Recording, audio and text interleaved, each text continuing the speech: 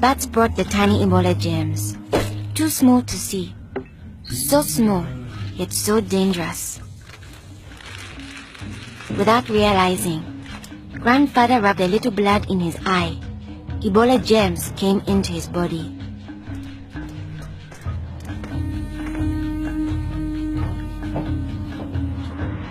Days went by. Then Grandfather got a terrible fever and weakness. We thought it was malaria, but he was soon much worse. He had vomiting and diarrhea. His fever got even higher. I ran to get the nurse. But Grandfather had already died. I was heartbroken. The nurse thought it might be Ebola, a disease caught from bush meat, but which spreads from person to person. Others in our region had already died of this new disease. Unless we understood the disease and followed their rules, it could spread further and kill many more people. She explained that Ebola was in the body fluids of someone who was sick or had died of Ebola. Their sweat, tears, mucus, saliva, vomit, diarrhea, urine, breast milk, sexual fluids, and blood. When we touch a sick person's body fluids, the Ebola germs can get into small breaks in our skin or into our eyes, nose, or mouth. The Ebola germs spread into our body and make us sick.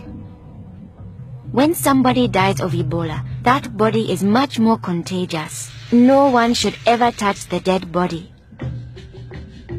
The nurse advised us to wash our hands with soap and water right away.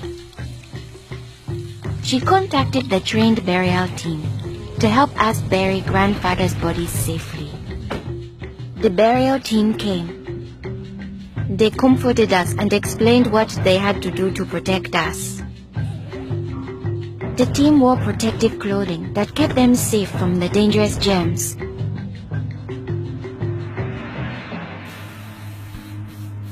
They sprayed Grandfather's room and his body with chlorine to destroy the Ebola germs. They put his body safely away in a bag. To prevent the spread of Ebola, no one could touch the body of anyone who had died with signs of the disease.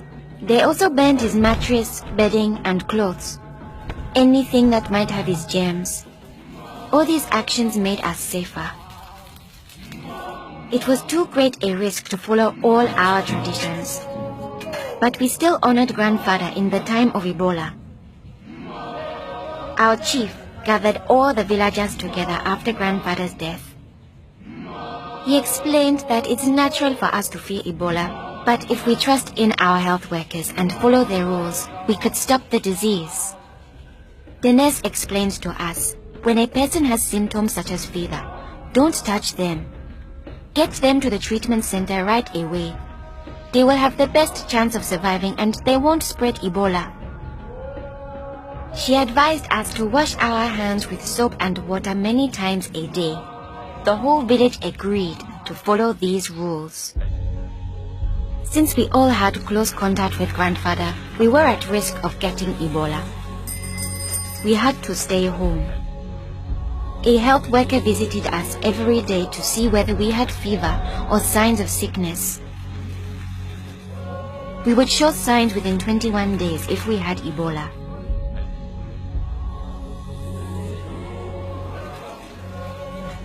Many days passed, and I thought we would all stay healthy.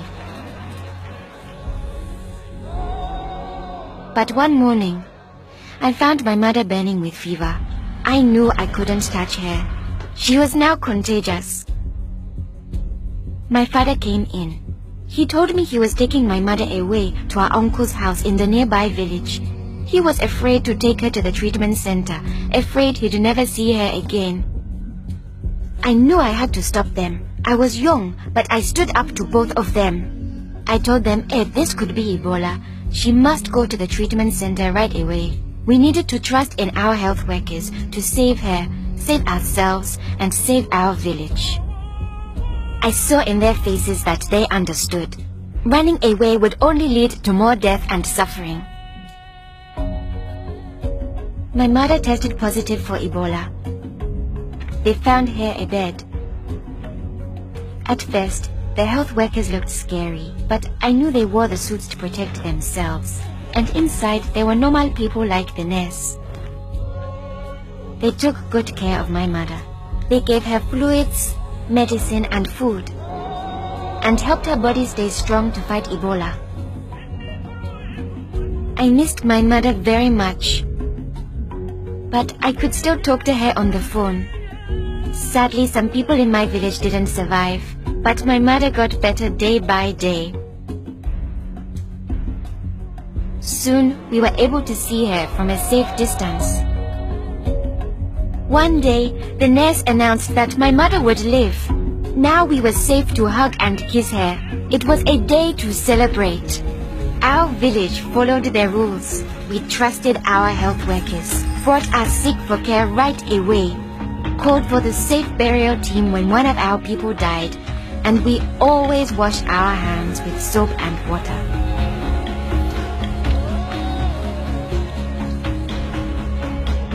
Our village survived Ebola.